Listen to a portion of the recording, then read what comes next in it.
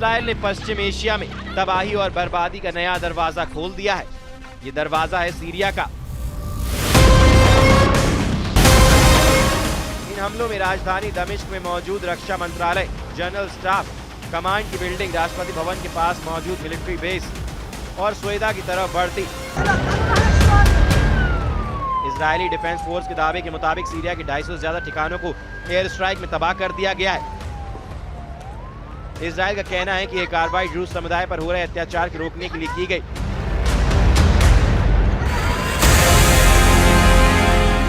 स्वेदा में सीरिया सेना के बढ़ते काफिलों को इजराइल ने पहले ही चेतावनी दी थी। जब सेना नहीं रुकी तब टैंकों को निशाना बनाकर बमबारी की गई।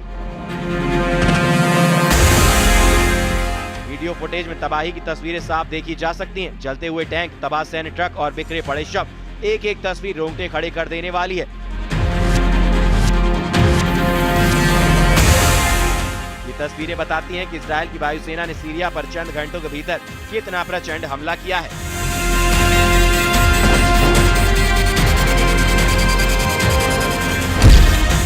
आईडीएफ ने साफ कहा है कि ये सिर्फ शुरुआत है। अगर सेना नहीं हटती तो दमिश्क की दीवारें भी हिल जाएंगी।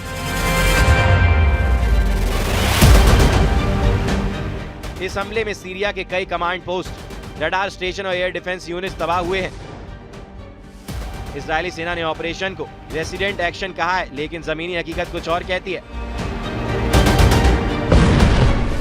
दमिश्क के धमाकों से थर्रा उठा है। राष्ट्रपति भवन के पास हुए हमले को इजराइल की सबसे बड़ी पॉलिटिकल वार्निंग माना जा रहा है। ये सीधे तौर पर सीरियाई सरकार को चेतावनी है, रूस से हटो नहीं तो शासन हिलेगा।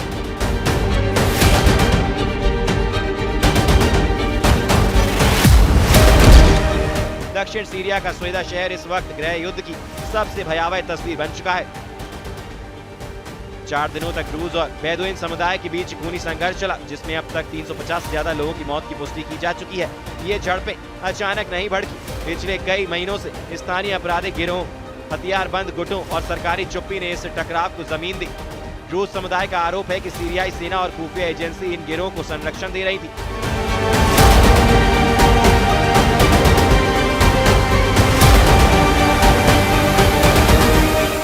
यहाँ तक कि सरकारी रक्षा बलों पर भी हमले के आरोप लगे।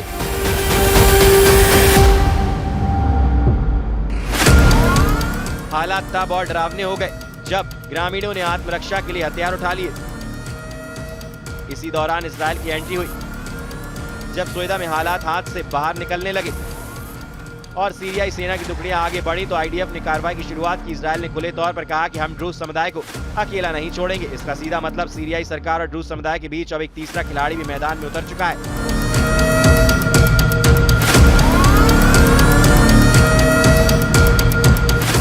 लेकिन रूस समुदाय को लेकर जो आरोप सीरिया की सरकार पर लगाए जा रहे हैं, उनसे सरकार के मंत्री अपना किनारा कर रहे हैं। सरकार और मजहबी रहनुमाओं के बीच सही मायने में कोई दुश्मनी नहीं है, ना ही सरकार और स्वेदा के लोगों के बीच कोई रंजिश है। सीरिया की समस्या उन गैर कानूनी गिरोहों से है जिन्होंने स्वेदा के ज्यादातर निवासियों के खिलाफ दुश्मनी दिखाई है। ये लोग महीनों से इन गिरोहों के अत्याचार झेल रहे हैं। ये सिलसिला आजादी से पहले चल रहा है। असली टकराव सरकार और डकैतों और अपराधियों के बीच है, ना कि सरकार और किसी सीरियाई समुदाय के बीच। इसके विपरीत सरकार स्वेदा के ड्रूज समुदाय को उस राष्ट्रपति एकता परियोजना का भागीदार मानती है जिसे सरकार आगे बढ़ाने की दिशा में काम कर रही है। सरकार ड्रूज समुदाय को अलग दावे कर रही है, जबकि ड्रूज समुदाय सीरिया सरकार पर आरोप लगा रहा है। लेकिन इन दोनों के बीच इजराइल ने अपने कदम सीरिया की तरफ बढ़ा दिए और नतीजा अब दुनिया देख रही है। दावा किया जा रहा है कि इजराइल की तरफ से सीरिया पर हुए हमलों में भारी नुकसान हुआ। यही नहीं, कई बड़े बड़े अधिकारियों के मारे जाने की भी खबर है, क्योंकि इजराइल की तरफ से हमला सीधे सीरिया के पावर सेंटर को टारगेट करके किया गया है। इजराइल के हमलों का सबसे बड़ा नुकसान सीरियाई सेना को हुआ है। आईडीएफ की रिपोर्ट के अनुसार 160 से ज्यादा ठिकानों को निशाना बनाया गया, जिसमें टैंक यूनिट, मिलिट्री ट्रक, हथियार डिपो और रडार स्टेशन शामिल हैं। खास तौर पर स्वेदा की ओर बढ़ रही सेना की टुकड़ी को सीधी टारगेट किया गया। कई टैंक और ट्रांसपोर्टर वाहन जलकर राख हो गए। सबसे चौंकाने वाला हमला दमिश्क के दिल पर हुआ, जहां जनरल स्टाफ कमांड बिल्डिंग है। राष्ट्रपति भवन के पास मिलिट्री बेस और रक्षा मंत्रालय को मिसाइलों से उड़ाया गया। सीरियाई सेना के सूत्रों ने माना कि ये बीते 5 सालों में सबसे बड़ा नुकसान है। स्वास्थ्य मंत्रालय की रिपोर्ट में कहा गया कि स्वेदा हॉस्पिटल से दर्जनों लाशें मिली हैं, जिनमें कई नागरिक और सैनिक शामिल हैं। ये वही इलाका है जहां ड्रूज और बेदुइन के बीच संघर्ष चल रहा था और सेना के पहुंचते ही हालात और भड़क गए। यही वजह है कि सीरिया के अंतरिम राष्ट्रपति अहमद अल शारा ने इसराइल पर अराजकता और विनाश जैसे शब्दों का इस्तेमाल कर गंभीर आरोप लगाया है। सोइदा में हुई 300 से ज्यादा मौतों के बाद गुस्सा उबल पड़ा है। इजरायली ड्रूज नागरिकों ने सीरिया बॉर्डर की बाढ़ काट कर 1000 की संख्या में सीमा पार कर ली है। इस समुदाय से जुड़े लोग सीरिया, लेबनान, जॉर्डन और इसराइल में हैं और इनकी संख्या लगभग 10 लाख है। ड्रूज ना पूरी तरह से मुस्लिम है, ना ईसाई और ना ही यहूदी। इन्हें शिया संप्रदाय की शाखा माना जाता है। सीरिया में करीब 8 लाख ड्रूज रहते हैं और सबसे ज्यादा सोयदा प्रांत में रहते हैं। वही इसराइल में लगभग 1.5 लाख ड्रूज समुदाय के लोग हैं जिन्होंने इजरायली नागरिकता ले रखी है और वो इजरायली सेना में काम करते हैं। दिलचस्प बात यह है कि ड्रूज अपनी धार्मिक प्रथाओं को दुनिया से छिपा कर रखते हैं। खास बात यह कि इस समुदाय की धार्मिक प्रार्थनाओं को जानने का हक भी सिर्फ इस समुदाय से जुड़े बड़े लोगों को होता है। गोलान हाइट्स में ड्रूज समुदाय के 20,000 से ज्यादा लोग रहते हैं। ये एक बेहद अहम रणनीतिक इलाका है। इस इलाके को इसराइल ने 1967 में सीरिया से छीन लिया था और तब 6 दिन तक जबरदस्त लड़ाई चली थी। इसराइल ने 1981 में इसे अपने इलाके में शामिल कर लिया था।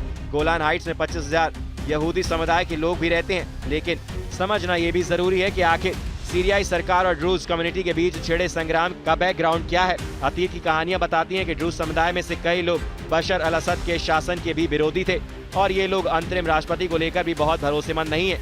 ध्यान देने वाली बात यह है कि सीरिया में लंबे वक्त तक बशर अल असद का शासन रहा, लेकिन पिछले साल उनकी सरकार के जाने के बाद सीरिया के नए राष्ट्रपति अहमद अल शेरा ने वादा किया था कि सीरिया में सभी धर्मों, नस्लों के लोगों की उनकी सरकार हिफाजत करेगी। लेकिन सीरिया के सुन्नी कट्टरपंथी समूह देश में धार्मिक रूप से अल्पसंख्यक समुदायों का उत्पीड़न कर रहे हैं। ये कट्टरपंथी समूह अंतरिम राष्ट्रपति अहमद अल शेरा के वफादार माने जाते हैं, लेकिन सवाल तो ये भी है कि आखिर सीरिया की सेना ड्रूज समुदाय के लोगों से क्यों लड़ रही है। सीरिया की नई सरकार और ड्रूज के बीच संबंधों में तनाव की एक वजह ड्रूज मिलिशिया को निशस्त्र करना है। अंतरिम राष्ट्रपति अहमद अल शेरा सभी हथियारबंद लड़ाकों को सेना के तहत लाना चाहते हैं, लेकिन वो अब तक ड्रूज समुदाय के साथ कोई भी समझौता नहीं कर पाए क्योंकि समुदाय के लोग अपना अलग वजूद बनाए रखने पर अड़े हुए हैं। माना जा रहा है कि इन्हीं वजहों ने सीरिया में नए संग्राम की लकीरें खींची हैं। सीरिया की धरती एक बार फिर वैश्विक जंग की लाठी तले कुचली जा रही है। इसराइल की बमबारी, ड्रूज समुदाय की त्रासदी और सीरियाई सरकार की खामोशी, ये सब मिलकर इस बात की गवाही दे रहे हैं कि पश्चिम एशिया की शांति एक भ्रम है।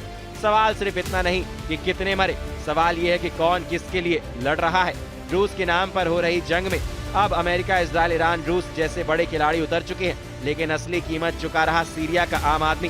क्या ये ऑपरेशन रूस की हिफाजत है या फिर नए प्रॉक्सी युद्ध की शुरुआत?